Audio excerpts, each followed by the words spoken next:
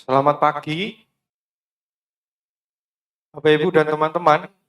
Eh, kita akan memulai mencoba mengenali dan merasa-rasakan bagaimana kalau kita itu melihat realitas paroki melalui mau tidak mau karena Anda belum menjumpai secara langsung data yang sudah ada. Jadi tidak perlu kita membuat lagi, tapi sudah ada. Nah, kemarin sore sampai malam kita sudah coba untuk memahami skema yang ada di slide itu mulai dari atas sampai dengan bawah, khusus di bidang kerasulan khusus. Pastor paroki dalam hal ini kita mengupas tentang apa itu gereja paroki dan apa itu pastoral. Itu mewakili yang atas. Saya juga menyinggung bagaimana disposisi kita sebagai Dewan Pastoral Paroki. Di bagian kerasulan khusus itu ada 3 seksi di situ, seksi animasi panggilan, seksi komunikasi sosial, dan seksi pendidikan. Semua Anda yang hadir di sini masuk di 3 kotak itu, dan kita tahu dengan baik bahwa bagian-bagian yang lain, bidang atau seksi yang lain adalah kesatuan dari apa yang disebut sebagai atau isi dari keutuhan gereja paroki yang disebut sebagai komunitas umat beriman Kristiani di wilayah tertentu. Nah, supaya mereka itu bisa dipelihara dengan baik lewat tindakan-tindakan pastoral, maka umat yang sangat banyak itu kebutuhan-kebutuhan asupan makanannya dipetakan dan dibagi-bagi oleh keuskupan menjadi 4 bidang itu.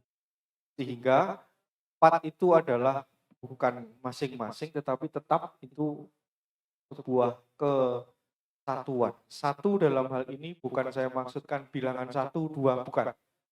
Satu itu mau merujuk pada keutuhan, tidak bisa dipecah-pecah.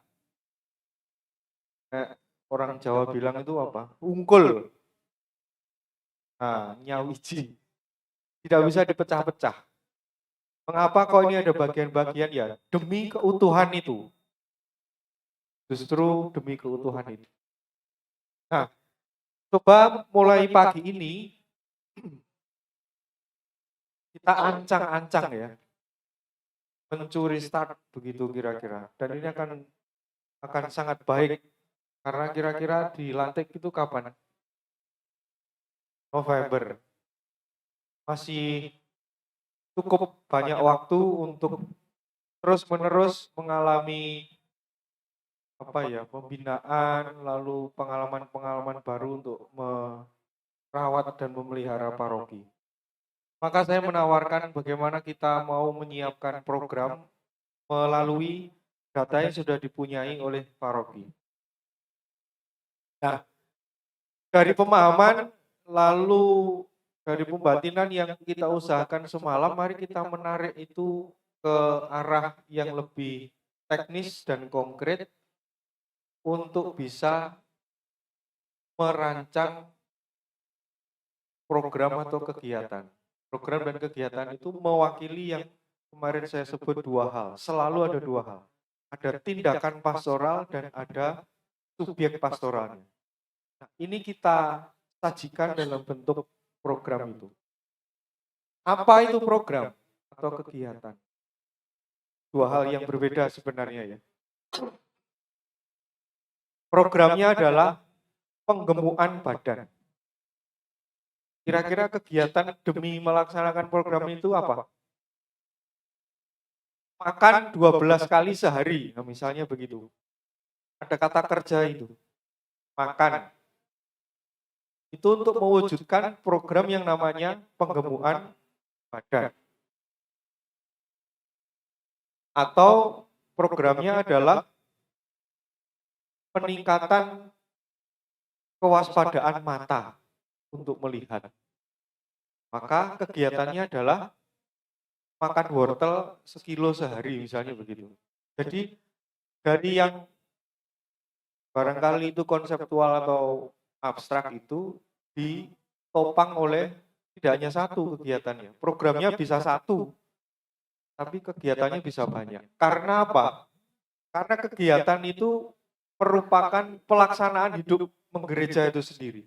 Dan kita tahu, menggereja itu apa? Merujuk pada kemarin, gereja paroki itu dan pastoral itu.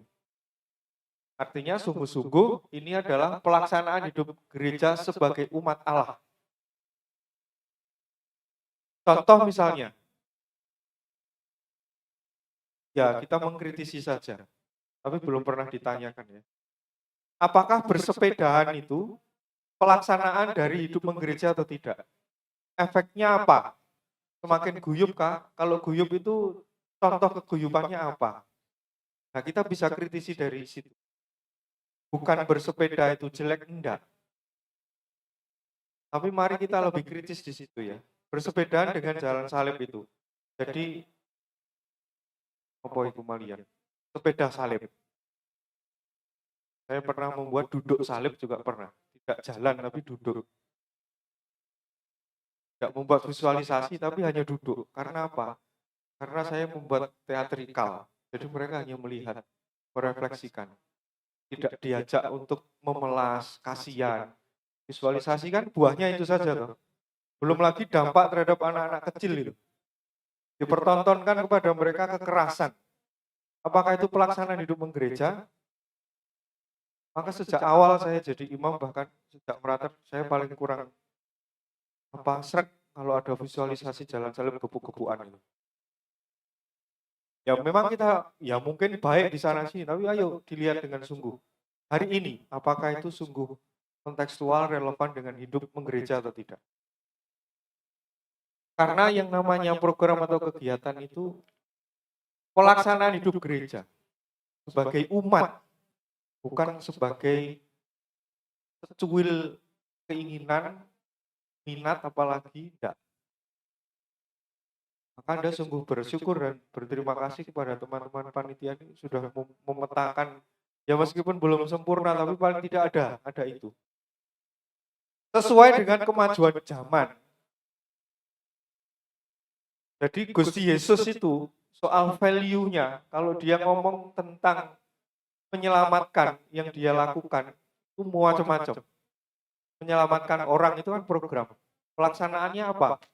Dia mengunjungi orang sakit. Dia menyembuhkan orang sakit. Dia menegur Petrus sebagai iblis karena dia itu ngewayelan. Supaya apa? Supaya Petrus itu selamat. Jadi punya program Tuhan Yesus itu. Dia mengutuk pohon ara sampai garing gitu. Karena di benak Tuhan Yesus kamu harus berbuah. Ada yang di Injil Sinoptik menceritakan yang lain. Sebentar, kasih waktu 1 tahun. Tanahnya saya cangkul, saya beri pupuk dan seterusnya. Barangkali tahun depan berbuah. Saya kira kita memilih itu. Bukan langsung mengalami kekeringan, tapi minta waktu ke Tuhan Yesus. Supaya apa? Pengembangan iman dan persekutuan umat itu nampak. Jadi kita tidak terburu-buru, tapi mau duduk dulu, melihat, mengamati, memetakan. Nah, kalau kita sudah mulai merasa-rasakan yang atas itu, maka dengan demikian sebenarnya yang namanya program atau kegiatan itu menjadi alat pelayanan yang bertanggung jawab. Maka berikan kepada kita langkah-langkah. Dia punya ide bagus, tapi itu harus disistemasi. Supaya runut, supaya dengan cermat kita menghitung, dan buahnya tidak lain dan tidak bukan untuk kemajuan kehidupan umat. Lalu yang berikutnya, mengapa toh kita kok buat itu? Supaya pelayanan yang kita lakukan dalam pastoral, dalam memelihara jiwa-jiwa itu, tertata dengan baik dan menjawabi harapan besar seluruh umat keuskupan atau bahkan paroki yang tertuang dalam arah dasar keuskupan itu.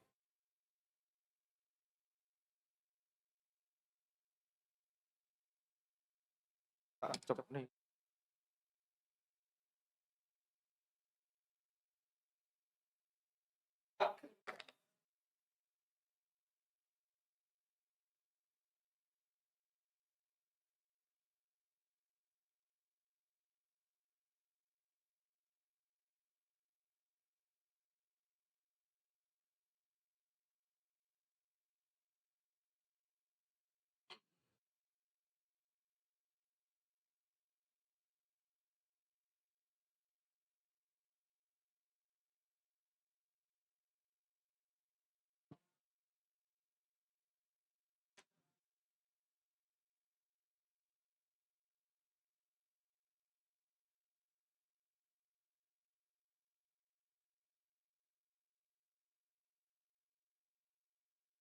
Baik, bagian ini bisa dipahami dulu ya, bahwa program atau kegiatan itu tidak lain dan tidak bukan adalah pelaksanaan hidup gereja sebagai umat, bukan sebagai pribadi.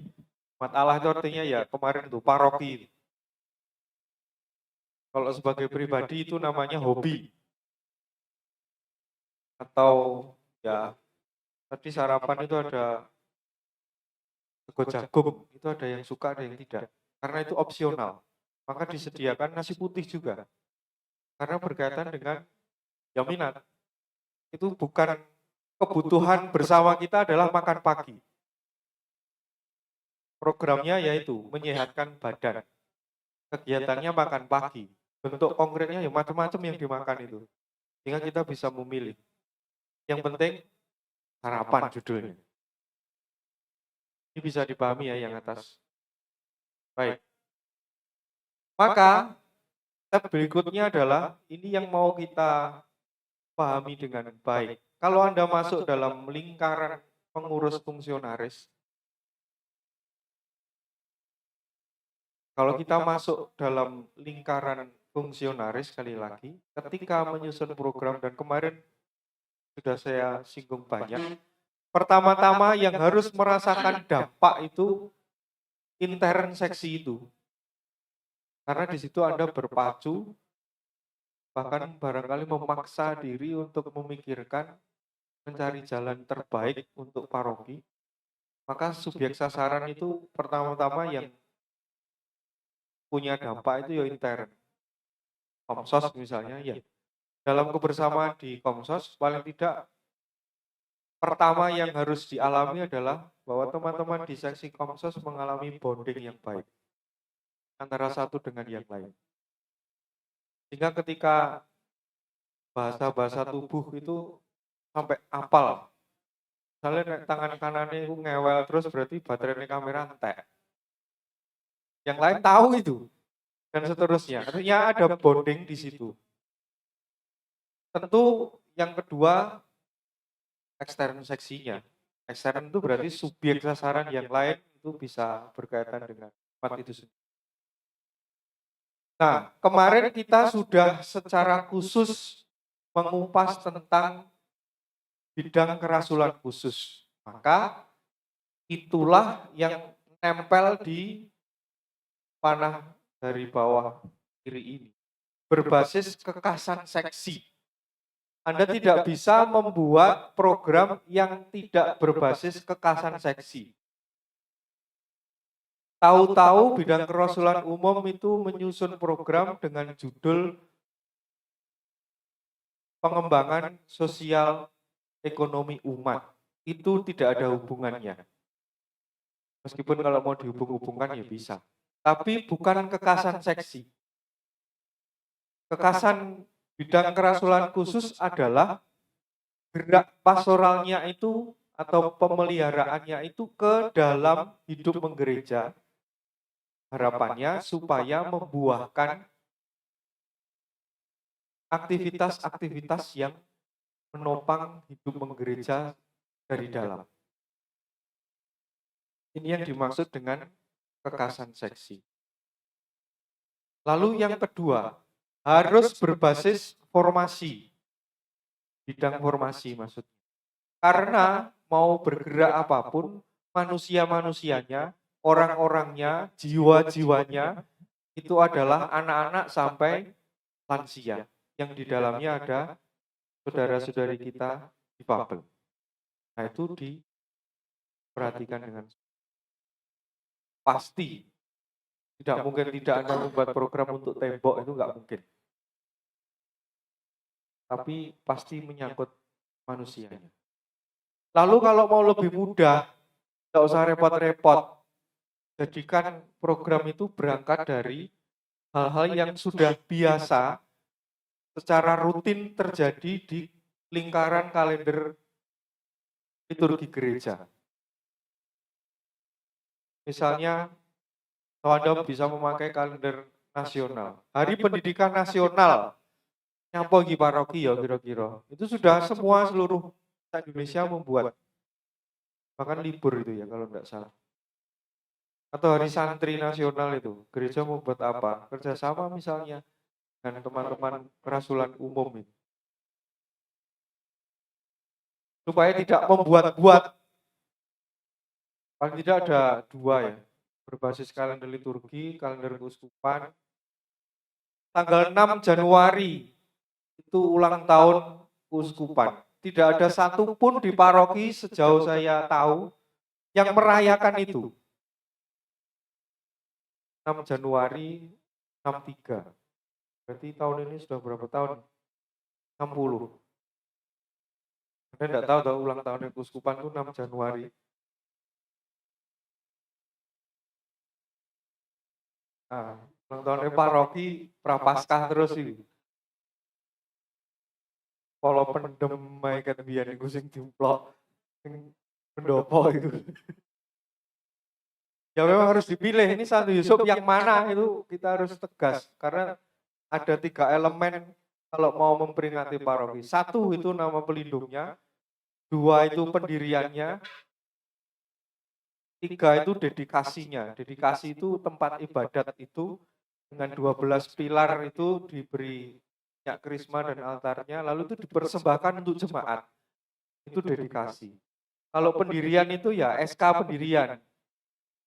Kalau nama pelindung ya nama pelindung paroki itu. Sehingga ada 3 itu yang seringkali paroki ya bingung. Di tempat kakak saya di Jombang itu karena tidak jelas Santa Marianya itu siapa. Ya dia klaim saja. Santa Maria yang mana, bulan apa. Ambil yang Mei. Supaya tidak pas Prapaskah sehingga bisa merayakan. Nah, semua ini harus kita lihat sebagai tindakan sekaligus subjek pemeliharaan itu. Tidak pernah lepas dari itu. Karena misalnya kita sarapan tadi itu aktivitasnya makan, subjeknya adalah atau tindakannya adalah ngambil nasi ke piring, itu kan kalau diuraikan kegiatan semua tuh itu. Judul programnya sarapan. Ngambil lauk, ngambil sendok, menyendok lauk dan nasi memasukkan ke mulut, itu tindakan semua. Subjeknya siapa? Bukan mulut tapi kita manusianya itu.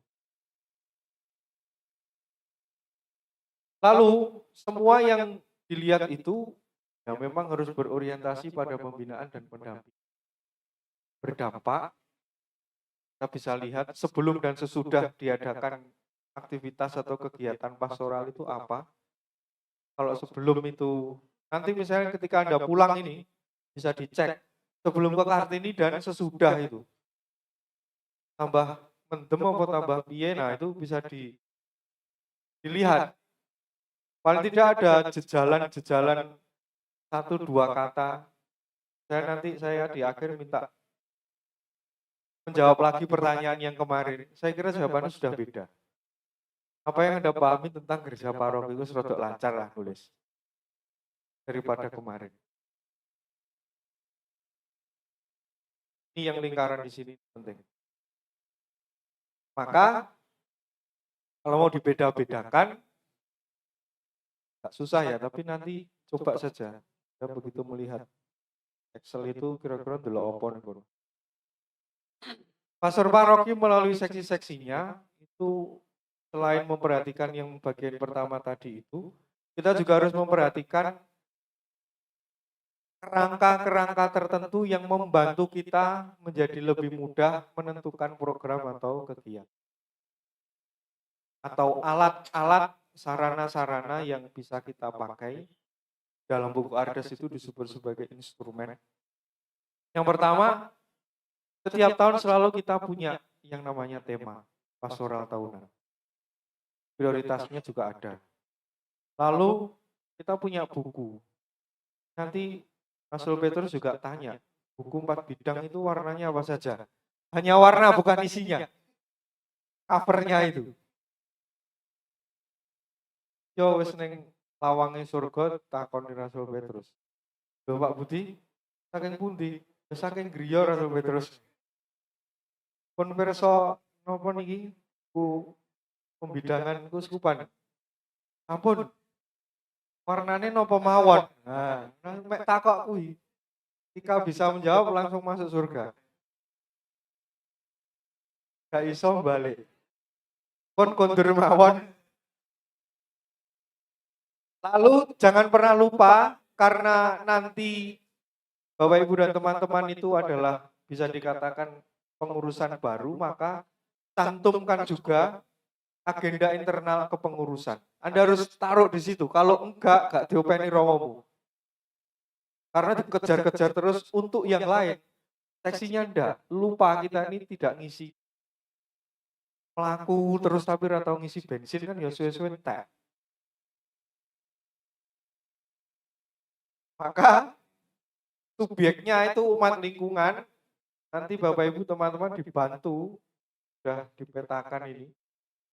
Yang di tengah itu umat lingkungan itu. Karena kemarin masih ingat toh? Yang namanya program pastoral di paroki tidak lain dan tidak bukan hanya atau tidak boleh selain untuk umat lingkungan. Harus. Nah, memang ya minta maaf ya merepotkan ya. Repot memang jadi pengurus itu. Tapi itu salah satu bagaimana kita mempersembahkan diri atau bahkan silih atas dosa-dosa kita itu membuat Anda suci itu repot jadi pengurus itu. Sungguh itu. Tenan itu, secara ya nanti Anda rekoleksi lah, menggali spiritualitas pelayanan itu. Tapi salah satu hal yang saya yakini ya, sejauh saya jumpai ya, di para pengurus yang memaknai kehadirannya dengan sungguh itu bagian dari mempersembahkan silih atas dosa-dosa itu.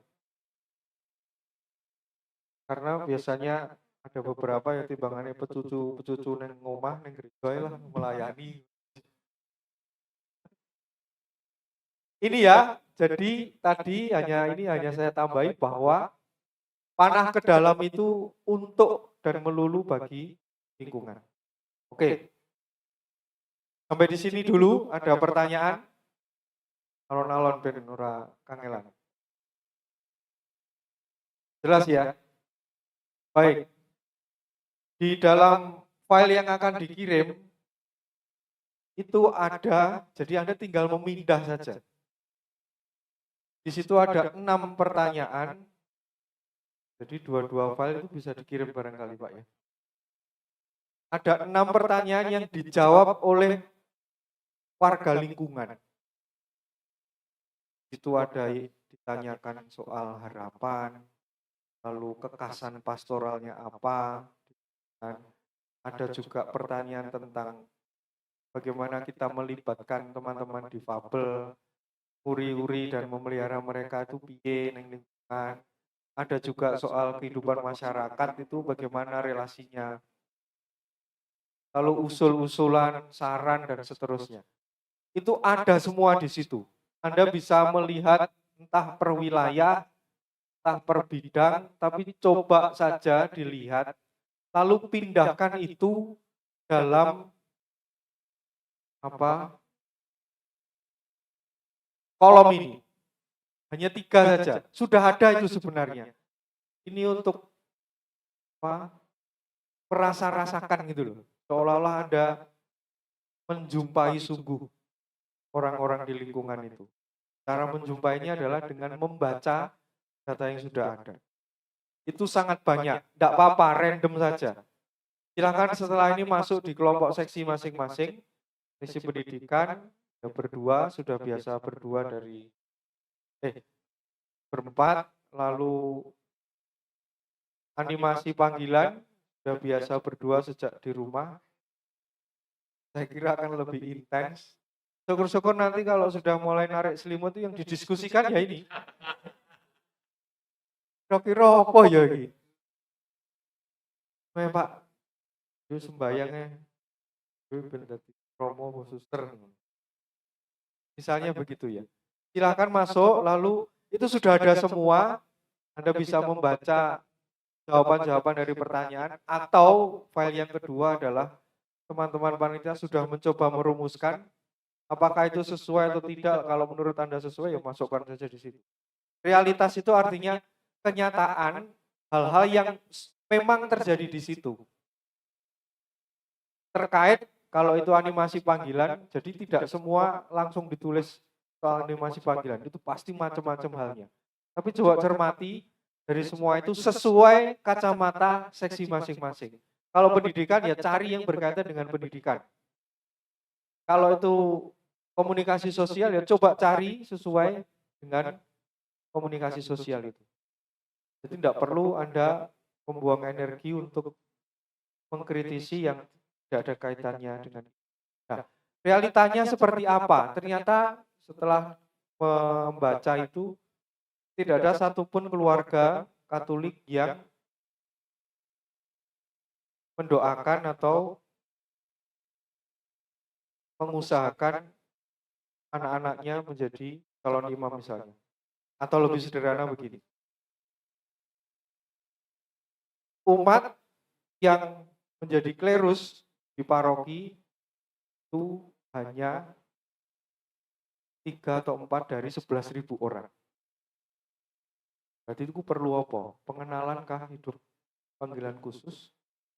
Kan tidak mungkin tahu-tahu keluarga itu kita paksa untuk, anakmu lo dadekno, tidak mungkin. So, bacokan itu nanti. Tapi apa kira-kira? Coba diteliti, dilihat, dirasa-rasakan. Ketika Anda membaca itu pasti panorama Anda bertambah soal paroki ya. Nah itu gunanya kita bertemu di sini juga. Masukkan di situ, situasi konkretnya itu kayak apa, sesuai dengan sekali lagi seksi masing-masing. Lalu pasti, situasi konkretnya adalah saya lapar. Harapannya pasti harus linear dengan itu kan. Harapannya saya lapar, harapannya saya makan. Makan itu kan aktivitas. Harapannya saya kenyang. Itu loh, beda jauh itu. Baru kebutuhannya adalah makan. Ya apa, sederhana toh sebenarnya. Saya ulangi ya. Situasi konkretnya saya ini lapar. Maka kebutuhannya adalah makan atau kebutuhan apa? Harapannya adalah kenyang. Maka kebutuhan yang harus dipenuhi supaya saya menjawab situasi konkret dan harapan berarti saya harus makan. Selain makan, kalau kita menentukan aktivitas makan berarti harus ada apa? Makan toh berarti harus ada makanan kayak mburi kayak kraus harus makan kayak.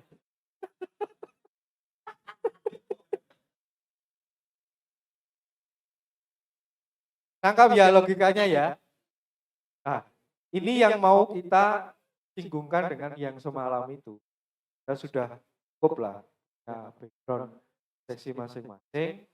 Lalu coba baca data itu. Ada 2 data yang dibagikan. Yang pertama adalah 6 pertanyaan yang diajukan kepada warga lingkungan dan pengurus. Itu sudah ada pertanyaannya di paling atas. 1 sampai 6, bahkan itu di semua wilayah. Anda boleh secara random membaca, tapi coba temukan. Kita latihan memetakan saja dulu. Soal benar apa enggak, engkau sih. Coba Anda punya enggak bidikan cita rasa pastoral itu. Coba itu dibuat. Saya tidak minta banyak-banyak, tuliskan 4 saja. Itu nek dikumpulnya piro iku Pak jumlahnya? Wilayahnya wakeh itu. Saya hanya minta 4 saja. Tapi tunggu harus linear ya, seperti saya contohkan tadi. Nek realita situasi konkret pagi ini saya lapar, harapannya ya saya kenyang. Maka kebutuhan saya adalah makan. Dan makan itu harus ada makanan. Kalau makanan ya hanya menjadi judul itu. Makan. Dipangan opo? Tidak ada. Ya balik lagi pada realita konkret yang memprihatinkan itu. Pak. Begitu ya. Nangkap? Jam 9 kurang seperempat. Sampai jam 10 kurang seperempat. Terlalu lama nanti. Ya. Bawa laptop atau neng kertas ini? Nah itu timbang digawa ngalor ngidul abot ini diurupe lah. Jelas tidak ada pertanyaan? Silahkan ini meja kursi bisa dibolak-balik senyaman Anda untuk berdiskusi. Coba rasa-rasakan ketika ini Anda sudah terima SK dari Bapak Uskup itu garap ngene iki. Bisa ya? Ya, mari monggo kita punya waktu sampai jam 10 kurang. Kurangnya minat untuk menjadi biarawan biarawati. Itu kan masih bisa ditanya ya, mengapa kok berkurang minatnya? Gitu? Barangkali itu belum jadi realita yang sesungguhnya, maka memang ya ini belajar untuk membaca kebutuhan. Harapannya banyak yang terpanggil untuk menjadi biarawan biarawati. Menurut Bapak Ibu dan teman-teman, apakah itu segaris atau linear dengan situasi konkretnya? Harapannya itu? Situasi konkretnya itu ngomong soal minat. Tapi harapannya ngomong soal, yo, banyak yang terpanggil. Itu linear atau tidak? Tidak kan? Nah, menyusun program itu mengajak kita untuk secara lebih tertib berpikir dan sistematis. Berkurangnya minat, maka harapannya mestinya yang ditulis di situ apa? Jawabi realita itu mestinya. Apa? Yo menambahkan minat. Seperti tadi toh, kalau saya lapar, harapannya saya kenyang. Jadi harus linear begitu, sehingga kebutuhannya akan semakin real. Kalau mau menambahkan minat, baru benar pengenalan hidup para biarawan kepada OMK. Atau pertama-tama ya keluarga. Kasihan nanti kalau ujuk-ujuk apa jenenge anaknya. Bapak Ibu orang ngerti panggilan khusus itu apa. Nah nanti bacokan itu enggak. Begitu ya. Jadi kalau mau direvisi meskipun ya ini kita belajar, meskipun itu belum fix menentukan situasi realnya, barangkali kurangnya pengenalan akan hidup panggilan khusus itu menjadi realita umat paroki Karpil. Sehingga nanti kebutuhannya juga sama. Nah, lalu yang nomor 2, itu juga mirip toh. Minimnya minat untuk menjadi pengurus lingkungan. Harapannya regenerasi lah itu tidak nyambung. Regenerasi itu sudah sebuah aktivitas ya. Kalau minimnya minat, maka harapannya ya yang disoal adalah minat toh. Dan jadi pengurus itu bukan soal minat sebenarnya. Sama itu juga soal pengetahuan. Bagaimana pentingnya mengelola pemeliharaan jiwa-jiwa itu.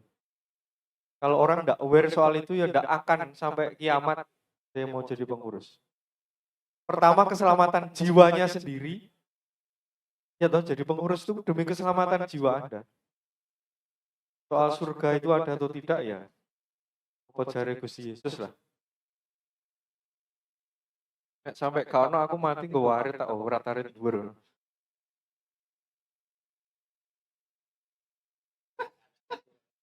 Iya toh, wis direwangi sorong-sorong ini yo.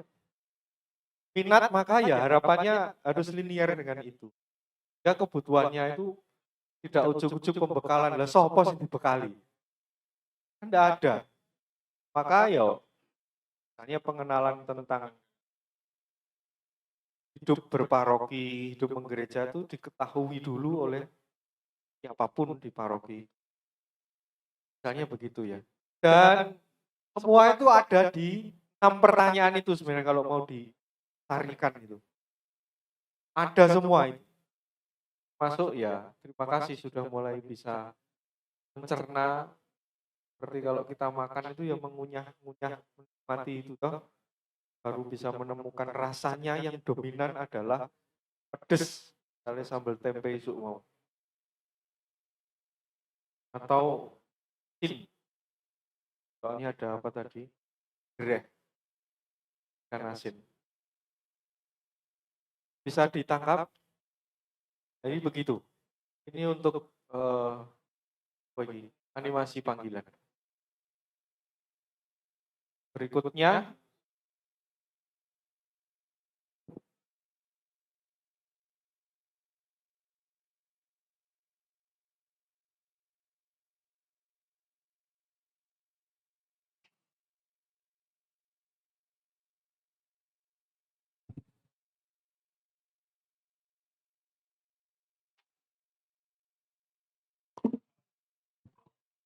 Cek.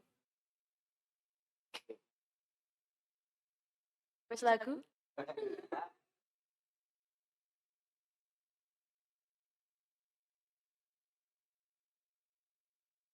Pengenalan dulu kah? Nggak usah pengenalan?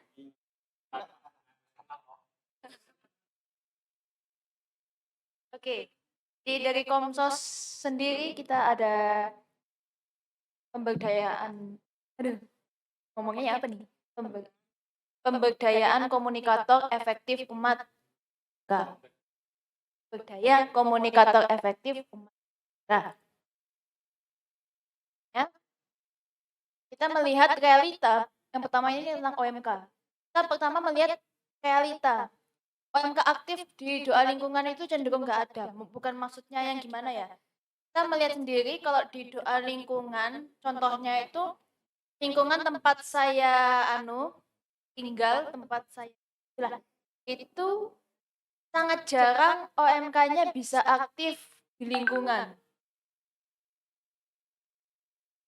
Nah, harapannya kita berharap supaya rekan muda usia rekat sampai kuliah yang tergolong OMK itu aktif kembali di lingkungan. Maka kebutuhannya itu ialah supaya kita bisa berkomunikasi satu frekuensi dengan gap usia muda dan senior.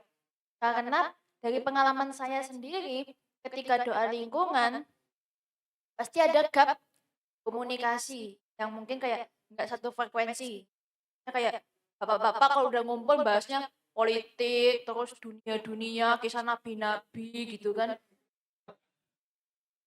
Belum tentu cocok untuk teman muda. Kalau ibu-ibu bahasannya yo paling-paling ya itulah kayak Bambang larang, ini larang, itu larang. Udah gitu kalau golongan yang senior bahas ke OMK paling-paling sekarang kerja di mana? Kuliah apa kerja sekarang? Apa nikah gitu kan? Ya itu jadi akhirnya kan terjadi sebuah gap. Kalau kita teman muda ini kan jatuhnya kan kayak kita mau ngobrol versi bahasa kita juga belum tentu mereka nyambung. Itu sih. Nah, yang kedua itu tentang umat di kebutuhannya itu ialah umat lingkungan belum teredukasi maksimal tentang iman Katolik.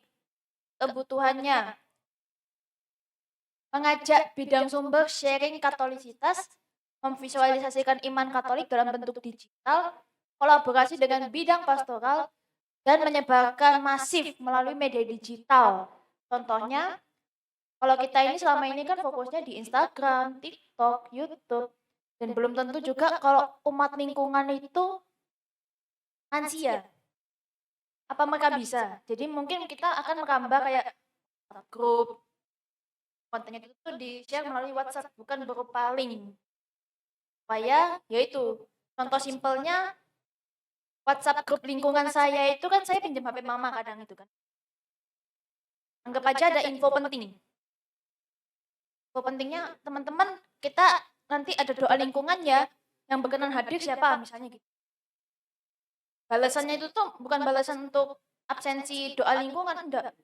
Balasannya foto. Selamat pagi, selamat beraktivitas, Tuhan memberkati. Kayak gitu video hoax, video kecelakaan yang belum tentu betul gitu kan. Kemudian info kenaikan harga apa yang nggak penting-penting gitu. Selamat pagi, selamat beraktivitas gitu. Ya, jadi ya itu penyebaran masifnya itu tuh ya melalui media digital, nggak melulu YouTube, TikTok atau apa, tapi juga kita merambah ke WhatsApp grup sehingga bisa diakses oleh lansia. Nah, harapannya supaya umat semakin menerapkan iman Katolik dalam kehidupan nyata. Itu sih.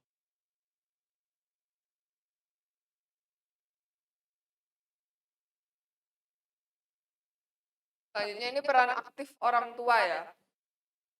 Ini realitanya peran aktif orang tua dalam motivasi anak. Ini khususnya peran aktif di Komsos. Kan seringkali kalau pengalaman itu komsostasi misalnya. Orang tua itu sebenarnya pengen anaknya itu untuk eksis di Komsos dan lain sebagainya. Tapi dari anaknya sendiri ini mungkin kurang tertarik. Jadi ada terpaksa gitu. Komunikasi antara orang tua dan anak. Harapannya untuk menggerakkan peran aktif orang muda menjadi giat Komsos tadi. Jadi nggak hanya Komsos yang ada di pusat, tapi kita juga merambah ke lingkungan. Jadi untuk memudahkan juga, jadi nggak dikit-dikit dari pusat gitu. Nah, kebutuhannya ini narasumber seksi keluarga, sharing tentang parenting muda. Lalu workshop pelatihan komunikasi untuk memberdayakan pegiat Komsos. Komunitas sharing soft skill dan hard skill. Terus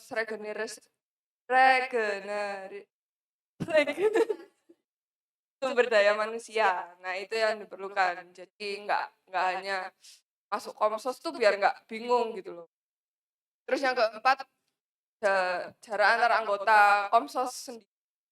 Realitanya ada jarak antar anggota antara yang lebih berpengalaman dan sedang belajar. Nah, ini kan takutnya kita ada senioritas ya di dalam Komsos itu. Ada yang udah lebih bisa, ada yang masih belajar, jadi sombong lah, ego mungkin.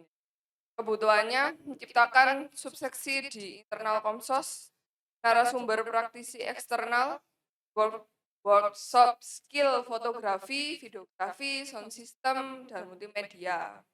Nah, harapannya saling belajar di internal Komsos sehingga setiap individu mampu belajar rendah hati.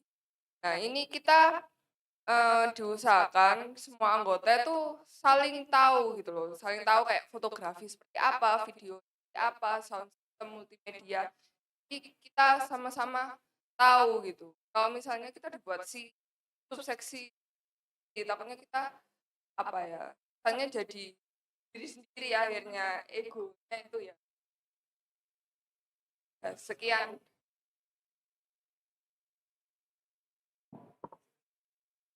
Masih ingat pesan saya terakhir di skema kemarin itu ya, kalau kita melakukan sesuatu, saya memesankan bahwa di dalam gereja itu semangat yang ada adalah dalam kepengurusan kolektif kolegial, tidak profesionalisme atau demokratis. Maka value yang dikejar dalam praktek itu adalah taat, setia dulu, baru kreatif. Jangan dibalik. Satu, pertanyaan saya. Nyapa kui polane kok mbok walik? Yang pertama itu adalah situasi konkret. Lalu yang kedua apa? Harapan. Yang ketiga baru kebutuhan. saat dulu itu. Lagi kan kualik kabeh. Kalau dibaca itu kebutuhanmu bukan kebutuhannya paroki. Mbok pikir paroki butuh itu. Bener enggak? Contoh ya, saya beri contoh yang kedua. Yang kedua, Pak.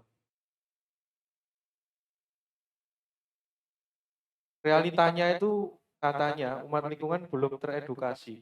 Artinya kalau itu pakai bahasa yang lebih sederhana, pemahaman umat tentang hidup menggereja kurang. Realitanya itu. Sehingga dampaknya macam-macam. Nggak duwe pengurus, apalagi komsos juga tidak ada, dan seterusnya. Terus tiba-tiba kamu menuliskan kebutuhan di situ, mengajak bidang sumber sharing Katolisiti. Bidang sumber itu belum tentu tahu bahwa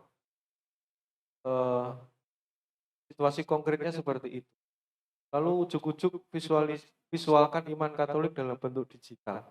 Untuk siapa? Pertama-tama kemarin pesannya dan tadi adalah coba lihat lalu masukkan itu sesuai dengan seksinya. Kalau teman-teman itu melihat kepengurusan di lingkungan itu sangat rendah partisipasi umatnya sebagai seksi komsos, itu kira-kira mengapa kok demikian? Kemarin kan teman-teman sudah memahami toh, area gerak sasarannya komsos itu adalah soal pewartaan, media awareness, lalu apalagi kemarin di tingkat keluarga-keluarga itu subjeknya sudah jelas. Maka ya harus membidik situasi real itu sebenarnya sudah ada semua di situ ya. Kalau mau disari-sarikan, kan tidak perlu diskusi ngoyo-woro sampai mana-mana. Itu misalnya kebutuhan penyebaran masif melalui media digital sehingga bisa diakses oleh lansia. Lansia itu mau HP ya gak iso. Ini caranya mereka mengakses. Sehingga konten yang buat menjadi percuma. Ya toh? Jauh lebih baik teman-teman mengedukasi putu-putu lansia itu. Mbahmu perlu ngerti, perlu lihat aktivitas paroki. Coba kamu tunjukkan itu. Kalau langsung ke lansia jelas gak iso. Jadi polanya dulu ya. Teman-teman menemukan situasi konkretnya sih. Jangan mengandaikan kemana-mana. Makanya tadi saya selalu memesankan taat dulu. Kelemahannya anak muda di situ dan harus diakui. Bukan soal gap. Maka tugas orang tua dan anak muda adalah membangun apa kira-kira? Jembatan. Bukan semakin menarik diri aku. Ya sah-sah saja orang tua itu memberi contoh ngomong nih soal utang dan seterusnya. Kamu nanti jadi orang tua ya utang di keluarga. Loh iya. Jadi jangan semakin mengambil jarak sebagai pilihan kata gap, tapi kita sendiri menciptakan gap itu. Yang benar adalah membangun jembatan. Orang tua itu pemegang haluan. Kalau itu getek ya. Itu adalah perayu dayung. Teman-teman muda itu yang mendayung sekuat tenaga. Ngerti arah itu wong tua. Nah, kita perlu membangun di area itu ya.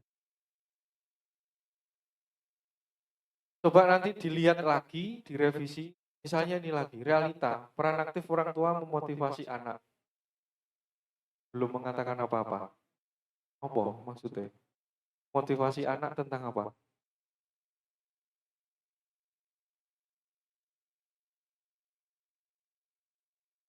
Jadi belajar memakai kalimat tunggal. Kalimat tunggal itu ada subjek, predikat, objek, syukur-syukur di belakangnya ada keterangannya. Jika kalau kita analisa itu subjeknya siapa jelas, ngapain itu berarti soal predikat toh, kata kerja, objeknya itu bersama siapa, terus di mana, kapan dan seterusnya. Sederhana, bahasa Indonesia itu sejak SD diajarkan kepada kita. Itu ya. Peran aktif orang tua memotivasi anak. Nah, yang ditulis harapan itu kan atas kebutuhan yang ditentukan itu toh. Narasumber, jadi ini sudah mengandaikan banyak ya. Narasumber sesi keluarga sharing tentang parenting menggereja. Sharing kepada siapa? workshop pelatihan komunikasi. Apakah dengan itu menjamin dan orang muda aktif? Belum tentu juga. Jadi harus linear. Pesan saya yang pertama itu linear ya. Tadi misalnya yang pro animasi, minat, makanya dijawab ya sudah minat itu, jangan kemana-mana. Nah, gunanya kita mencoba untuk merumuskan kebutuhan itu membuat pikiran kita itu tertib, lebih tertib sedikit lah, melayani dengan sistematis itu, sehingga bisa diukur. Kalau itu dalam manajemen program yang sesungguhnya, itu yang ditelisik dengan SMART itu, SMART. Supaya apa? Supaya ini tidak hanya menjadi kemungkinan belaka. Kedua hal yang teman-teman muda harus bedakan ya. Ada kemungkinan itu biasanya kita bahasakan sebagai posibilitas. Ada yang disebut plausibilitas. Plausible. Kemungkinan yang jelas pasti bisa terjadi. Contoh, kita nanti akan pulang ke Karangpilang. Itu bukan hanya kemungkinan, tapi kemungkinan yang pasti. Karena nanti setelah makan siang kita pasti pulang. Tapi hari sekarang jam 10 kurang ini lebih, itu masih menjadi kemungkinan. Nah, kita diberi apa jeneng? Bekal akal budi untuk bisa memilah macam itu ya. Sama ketika menuliskan kayak begitu. Hal yang mungkin dan ketika itu kita tahapkan, itu menjadi kemungkinan yang pasti bisa terjadi. Anak kecil kalau mau ujian itu biasanya disakrisi setelah apa? Misa minta berkat. Wah, kamu minta berkatnya. Selalu saya guyoni. Berkat tok ya percuma kamu gak sinau. Ya toh? Kalau sembahyang pitung dino pitung bengi gak mungkin nilainya itu lalu 10. Tahu apa urung? Kan begitu. Sembahyang tok ya mlebu gede malah. Gak percaya coba saja. Pitung dino pitung bengi sembahyang, gak mangan, gak turu ya mlebu gede tenan itu. Lagi realita, jarak anggota lebih berpengalaman dan sedang belajar. Ini anggota sopo misalnya. Anggota itu siapa? Yang disebut anggota itu loh. Oh, artinya itu kebutuhannya Komsos ya. Ya sudah tulis saja. Fungsionaris Komsos secara usia tidak merata. Itu realitanya. Ono sing sangat muda, ada yang sangat senior. Lalu harapannya berarti apa? Fungsionaris Komsos diisi oleh usia yang merata. Maka kebutuhannya apa? Apa misalnya teman-teman Komsos? Kebutuhannya berarti apa? Kalau soal rata usia. Realitanya gak merata, harapannya bisa merata. Kebutuhannya berarti apa?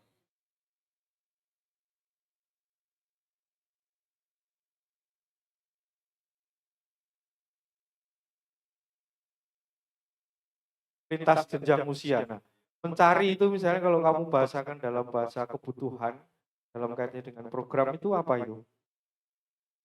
Mencari itu berarti kalau kamu menambahkan anggota, bukan hanya mencari, golek tok terus bawa nih. Nah, dalam keseluruhan proses itu berarti itu mau mengatakan apa? Bahwa Komsos perlu bukan regenerasi, wonge gak enek kok regenerasi. Rekrutmen, bener enggak? Kamu perlu rekrutmen toh, mosok mek wong Timo urusi 9.000 orang. Masuk akal tak? Jadi kebutuhan pertama adalah rekrutmen. Rekrutmen itu ada tahapannya. Kalau nanti itu menjadi program itu mulai gaya flyer open rekrutmen, mari ngono nek oleh diapake itu 1 tahun tidak selesai. Misalnya ya soal Komsos ya. Ya memang tahun depan ini ya prioritas rekrutmen wes, yang lain rutin-rutin saja. Tapi rekrutmen serius, mulai dari open rekrutmen, mulai bagi tugas di intern kalian, gawe flyer open rekrutmen, macam-macam itu, sampai sungguh-sungguh ini anak-anak yang direkrut, mungkin ada seksi Komsos yang lansia juga barangkali. Sungguh-sungguh 1 tahun itu jadi. Targetnya misalnya 30 orang anggota Komsos. Di Pagesangan itu ada 47 fungsionaris Komsos tok. Karena masa pandemi itu naik ini kebutuhan soal itu, dan memang tidak bisa dihindari ya soal teknologi informasi. Jadi begitu ya, ada jarak anggota, dibahasakan dengan lebih mudah, beri keterangan yang jelas. Kalau kita mulai belajar menggunakan bahasa Indonesia dengan baik, kalimat lah paling tidak, belajar kayak kalimat tunggal, jangan beranak pinak, nanti kalau di analisa susah itu. Nah, maka dengan seperti ini, teman-teman kan mendapat sesuatu toh. Parent pengurus ini ya kita belajar sesuatu. Misalnya ini soal rata usia, nah itu kalau bahasa saya itu tadi, kalian butuh rekrutmen. Itu menjadi prioritas. 1 tahun misalnya ditahapkan itu, waduh sudah tidak habis itu. Jangan dihindari event ya, kegiatan. Kan semua yang tulis kegiatan. Workshop, apa sih kayak workshop. Nah, sudah setelah itu ngapain? Workshop skill fotografi itu bagian dari rekrutmen. Salah satu kegiatannya. Tapi bukan menjadi kegiatan yang utama. Program utamanya adalah rekrutmen fungsionaris Komsos Paroki. Baru itu nanti didetailkan dalam kegiatan-kegiatan. Nah, begitu. Nangkep ya logikanya ya. Jawa kok. Saya kalau ngomong ya to the point ngono, gak usah kaget. Supaya cepat teman-teman nangkap. Muter-muter malah tekan. Begitu. Lalu pendidikan.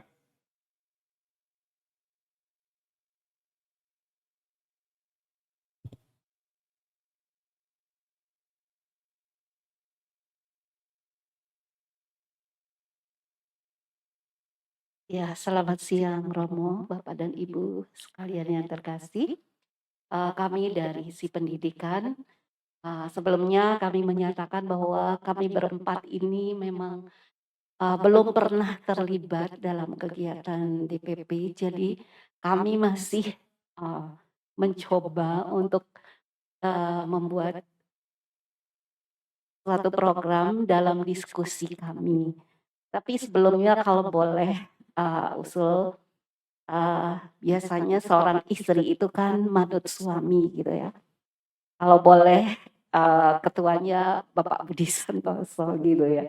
Jadi seperti Bapak ini kan ketuanya Bapak, ibunya manut ya. Nah, kalau saya nanti di rumah saya manut suami, di luar saya tidak manut gitu ya.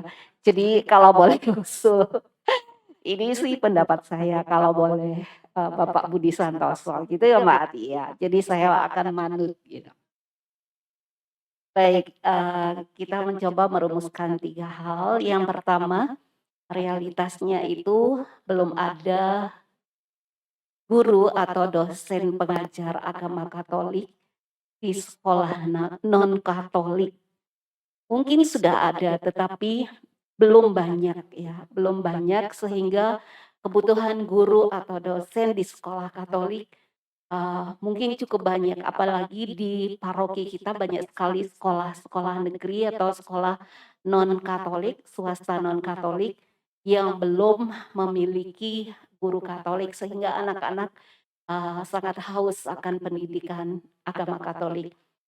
Harapan kami banyak orang, terutama guru atau dosen yang terlibat atau umat yang terlibat atau katekis dalam pengajaran agama Katolik, khususnya di sekolah non-Katolik. Kebutuhannya pendataan umat yang berprofesi sebagai guru atau dosen atau katekis, dan juga pendataan siswa yang bersekolah di sekolah non-Katolik. Kemudian kita mengagendakan kunjungan ke ketua lingkungan dalam proses mendapatkan data. Kemudian yang kedua, nilai katolisitas di sekolah Katolik maupun non-Katolik, kami sendiri sebagai guru merasakan menurun ya. Kemudian harapannya nilai katolisitas para pelajar di sekolah Katolik dan non-Katolik semakin meningkat. Nah, kebutuhannya adalah pembekalan guru atau dosen yang berlatar belakang bukan guru atau dosen pendidikan Katolik, sehingga memperoleh sertifikat pengajar di sekolah yang non-Katolik. Sehingga ketika mungkin ditanya kelayakannya, kami memiliki kelayakan sebagai pengajar karena kami memiliki sertifikat. Kemudian meregenerasi pengajar agama Katolik, khususnya untuk anak muda dan mahasiswa. Harapannya itu ya, anak muda dan mahasiswa mau menjadi pengajar agama Katolik. Bukan orang tua-tua saja, tetapi orang muda pun harus mau menjadi guru karena panggilan guru itu dimulai mungkin dari hal-hal yang kecil seperti ini. Guru pun sekarang mengalami kemerosotan ya, panggilan untuk menjadi seorang guru. Kemudian kebutuhannya pembekalan anak muda atau mahasiswa agar bisa menjadi pengajar agama Katolik. Sementara itu mungkin terima kasih. Nah, ini yang untuk member ini. Jadi yang saya maksud linear itu begini nih teman-teman dan Bapak Ibu. Situasi konkretnya belum ada atau kurangnya guru atau dosen pengajar agama Katolik di sekolah non-Katolik. Itu situasi realnya. Maka harapannya ya bertambahnya umat yang berprofesi guru atau dosen atau katekis dalam pengajaran agama Katolik di sekolah non-Katolik. Jadi ruangnya sudah dibatasi, halnya itu juga sudah definitif, tertentu, khusus begitu. Hanya kebutuhannya yang barangkali perlu dipertajam. Maka kalau soal keterlibatan, kebutuhannya berarti apa? Yang ngomong soal keterlibatan, pelibatan umat yang berprofesi sebagai guru dan dosen untuk mengajar pendidikan agama Katolik di sekolah non-Katolik. Caranya bagaimana? Pertama-tama ya memang dalam program itu kebutuhan itu maka pendataan. Proses pendataan saja itu kalau mau mau diuraikan itu akan sangat banyak. Mulai datang ke ketua lingkungan. Sebelum itu misalnya membuat konsep atau format pendataan itu kayak apa, baru itu dikenalkan ke ketua lingkungan lewat sekretaris paroki atau bagaimana. Itu akan menjadi kegiatan dan itu setahun gak rampung ya. Maka nanti tahun berikutnya harus ditindaklanjuti. Nah, kemarin saya juga menjelaskan soal program yang berkelanjutan itu. Sehingga roadmap paroki itu jelas. Nanti Romo enak kalau ditanya Tuhan Yesus itu. Romo Sabas, guru-guru ini piye? Wis enek tambahan apa urung? Lalu Romo Sabas tanya siapa? Seksi pendidikan. Jenenge Anda dicatat karo Romo Sabas. Menurut Bu Wayan, Tuhan Yesus sudah tambah 5 tahun ini. Oh ya, jadi ingat oleh Tuhan Yesus itu. Begitu ya. Sebelum ke Tuhan Yesus tentu Bapak Uskup yang tanya kepada Romo Sabas. Lalu Romo Sabas tanya ke Bu Wayan. Dan bisa dijawab dengan baik. Nilai katolisitas di sekolah menurun. Nah ini perlu dicari dasarnya apa, indikatornya apa, dari 6 pertanyaan itu pasti menopang situasi konkret itu. Kalau ngomong soal penurunan, jadi kalimatnya diperbaiki. penurunan nilai katolisitas di sekolah. Maka harapannya ada peningkatan. Dan nanti kita akan buat indikatornya di situ toh. Kalau menurun dan naik itu piye. Maka kebutuhannya adalah terjadi peningkatan nilai katolisitas di sekolah. Nah, soal kegiatannya itu antara lain misalnya sertifikat pengajar agama sertifikat atau sertifikasi pengajar agama Katolik dari pastor kepala. Jadi pastor kepala menugaskan orang-orang yang sudah dibina itu tadi untuk nambahi pelajaran atau anak-anak yang sekolah negeri itu setiap hari Jumat, waya Jumatan itu dikumpulkan ke paroki, dibuat dinamika kelompok di situ. Kalau pelajaran dari buku ajar itu kan agak membosankan, itu perlu dikemas lagi. Nah itu ya seksi pendidikan yang menyiapkan itu. Itu saja tahapannya untuk sampai di situ itu banyak. Setahun ya ora rampung itu. Jadi sebenarnya pelan-pelan Bapak Ibu dan teman-teman, kita itu sangat aware dengan kebutuhan. Yang kemudian cara merumuskan itu dengan baik yang barangkali kita terus-menerus perlu belajar. Teman-teman Komsos itu ngerti saja nih kebutuhannya. Tapi cara merumuskan supaya itu menjadi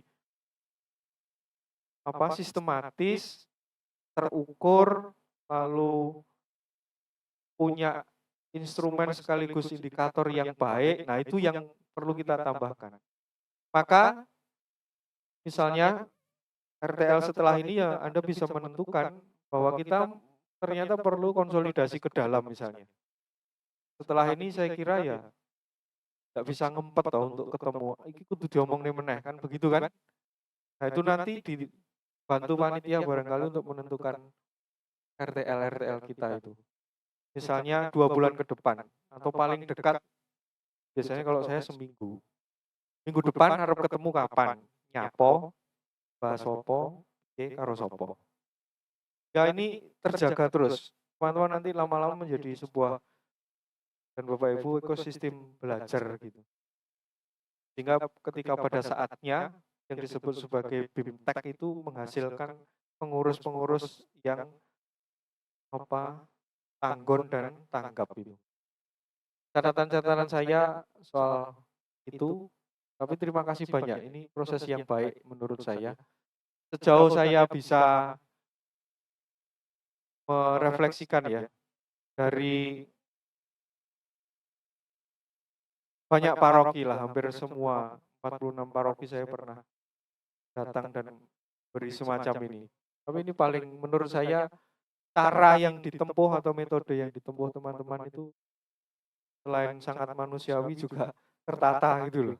Biasanya langsung dibrui gawean, maka selera yang muncul. Minat, hobi, bukan kebutuhan. Itu catatan dari saya. Matur nuwun.